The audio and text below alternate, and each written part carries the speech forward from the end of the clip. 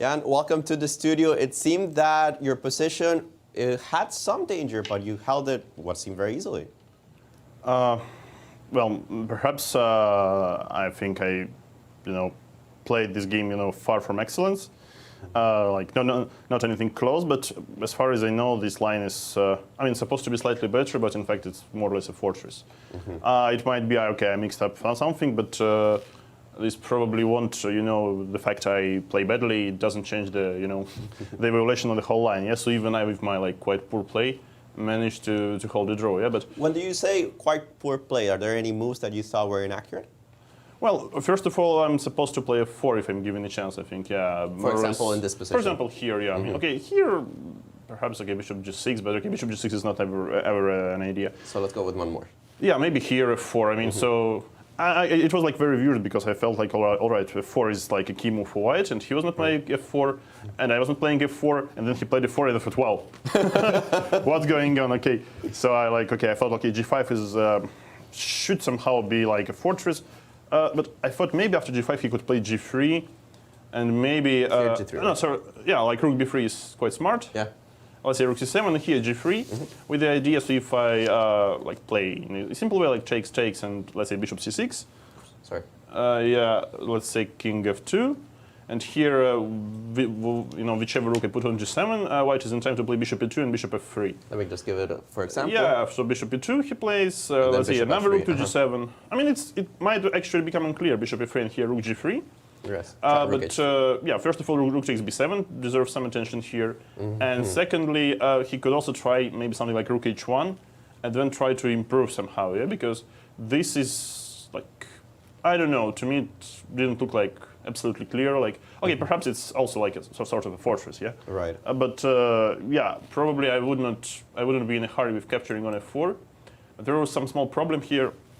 So let's say if I start with bishop c6, so the idea is after king f2, I would probably start with rook e7 or rook e8. So in general, I think exchanging a pair of rooks is quite favorable for me. Right.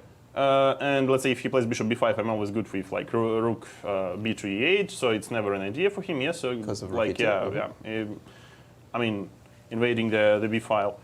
And here, let's say the difference if I would exchange on f4, he would have this rook g1 and h5 idea, which was quite unpleasant, I think.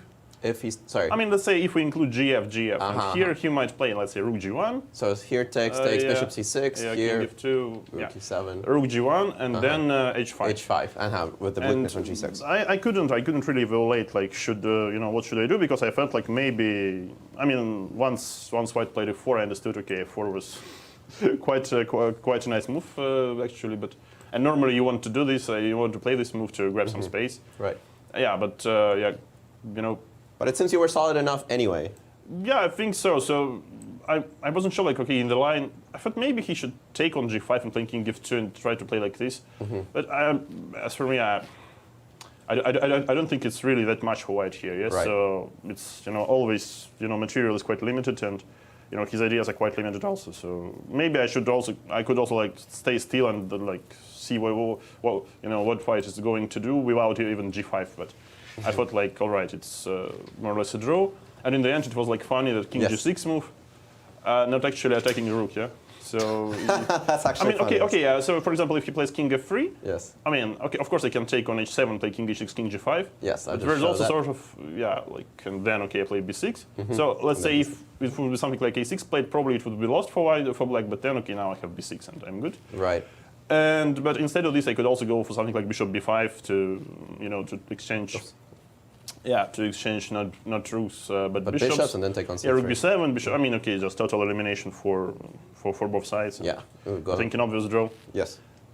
Yeah. So well, the Petrov is very solid opening. So even with my surely not masterful touches, yeah, it still survives. Yeah. Did you get a little burn from playing the Knighter when you decided, let's come back to the Petrov?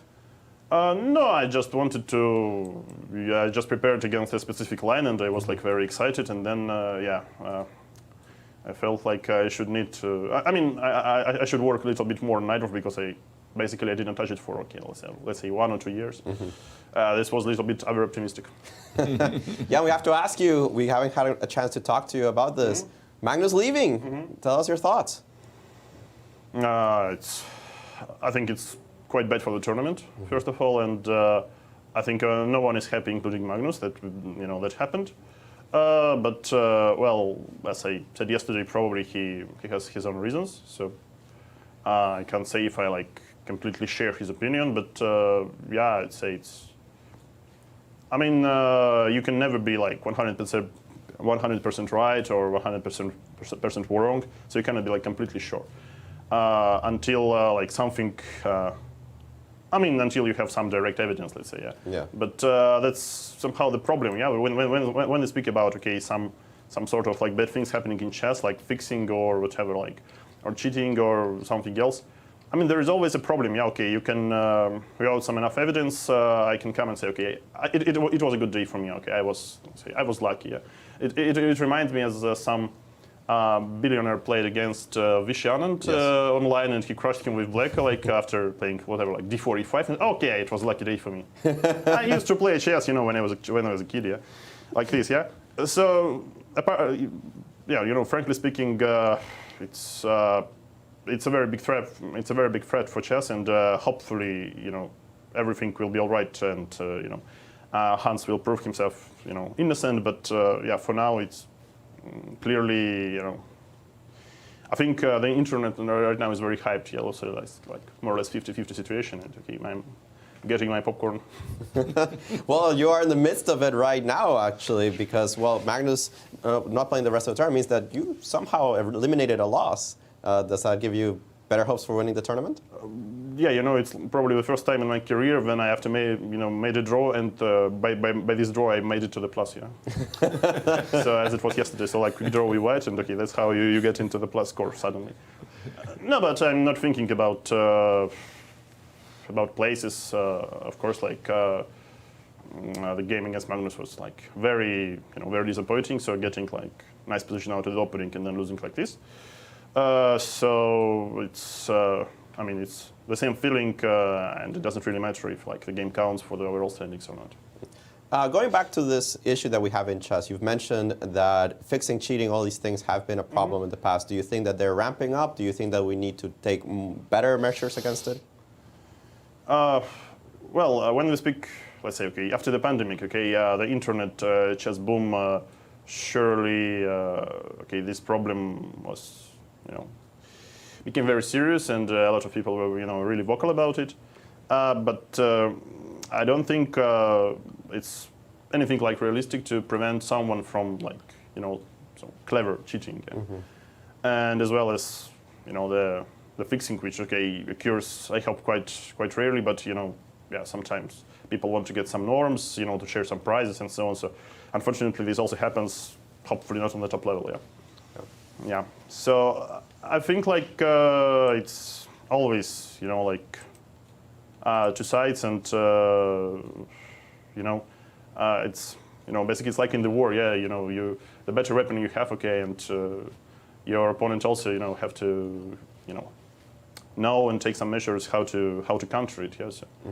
So I mean, if there is a way to avoid it for 100%, okay, probably stop any transmission of any games, yeah, and play naked in a locked room, yeah. But I'm not seeing this happening.